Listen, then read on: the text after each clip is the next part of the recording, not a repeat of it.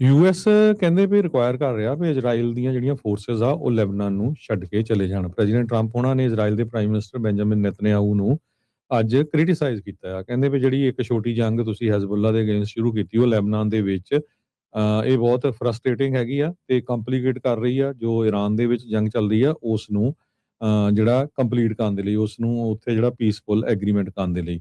Iran ਦੇ foreign minister ਨੇ ਇਹ ਕਿਹਾ ਵੀ ਜਿਹੜੀਆਂ ਇਜ਼ਰਾਈਲ ਦੀਆਂ ਫੋਰਸਿਸ ਆ ਉਹ ਸਦਰਨ ਲੈਬਨਾਨ ਦੇ ਵਿੱਚ ਜੇ ਰਹਿੰਦੀਆਂ ਆ ਤੇ ਅਸੀਂ ਜਿਹੜਾ ਸਾਈਨ ਨਹੀਂ ਕਰਾਂਗੇ। ਇਹ ਯੂਐਸ ਈਰਾਨ ਡੀਲ ਦਾ ਹਿੱਸਾ ਹੀ ਹੈਗਾ ਆ। ਇਸੇ ਤਰ੍ਹਾਂ ਜੋ ਹੁਣ ਸਿਗਨੇਚਰਸ ਆ ਇਸ ਡੀਲ ਦੇ ਉੱਤੇ ਸਵਿਟਜ਼ਰਲੈਂਡ ਚ ਹੋਣੇ ਹੈਗੇ ਆ, ਜਿੱਥੇ ਮੈਮੋਰੈਂਡਮ ਆਫ ਅੰਡਰਸਟੈਂਡਿੰਗ ਜਿਹੜਾ ਯੂਐਸ ਤੇ ਈਰਾਨ ਦੇ ਵਿਚਕਾਲੇ ਹੋਊਗਾ।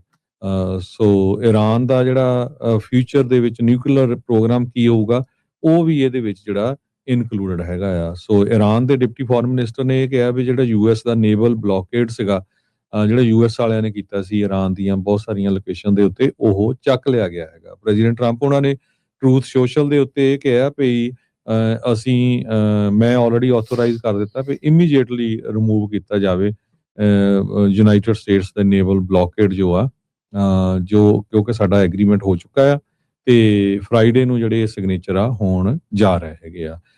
ਅਮਾਨ ਵਾਲਿਆਂ ਨੇ ਇਹ ਕਿਹਾ ਵੀ ਅਸੀਂ ਜੁਆਇੰਟਲੀ ਈਰਾਨ ਦੇ ਨਾਲ ਆਲਰੇਡੀ ਗੱਲਬਾਤ ਕਰ ਰਹੀ ਆ ਤਾਂ ਕਿ ਸਟੇਟ ਆਫ ਹਾਰਮੂਜ਼ ਨੂੰ ਸੇਫ ਤੇ ਫ੍ਰੀ ਪੈਸੇਜ ਜਿਹੜਾ ਆ ਉਹ ਦਿੱਤਾ ਜਾ ਸਕੇ।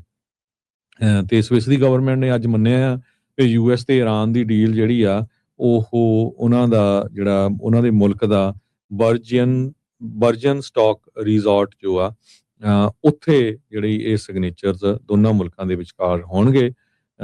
ਤੇ ਪਾਕਿਸਤਾਨੀ ਤੇ ਕਤਰੀ ਜਿਹੜੇ ਮੀਡੀਏਟਰਸ ਆ ਕਤਰ ਦੇ, ਉਹ ਵੀ ਉੱਥੇ ਹਾਜ਼ਰ ਹੋਣਗੇ। ਸੋ ਇਹ ਸਾਰੇ ਕਾਸੇ ਨੂੰ ਲੈ ਕੇ ਤੇਲ ਦੀਆਂ ਕੀਮਤਾਂ ਇੱਕਦਮ ਥੱਲੇ ਡਿੱਗ ਪਈਆਂ ਹੈਗੀਆਂ ਤੇ $80 ਪਰ ਬੈਰਲ ਦੇ ਹਿਸਾਬ ਦੇ ਨਾਲ ਹੁਣ ਇਸ ਟਾਈਮ ਜਿਹੜੀ ਗੈਸ ਦੀ ਪ੍ਰਾਈਸ ਹੈਗੀ। ਜੀ ਬਿਲਕੁਲ।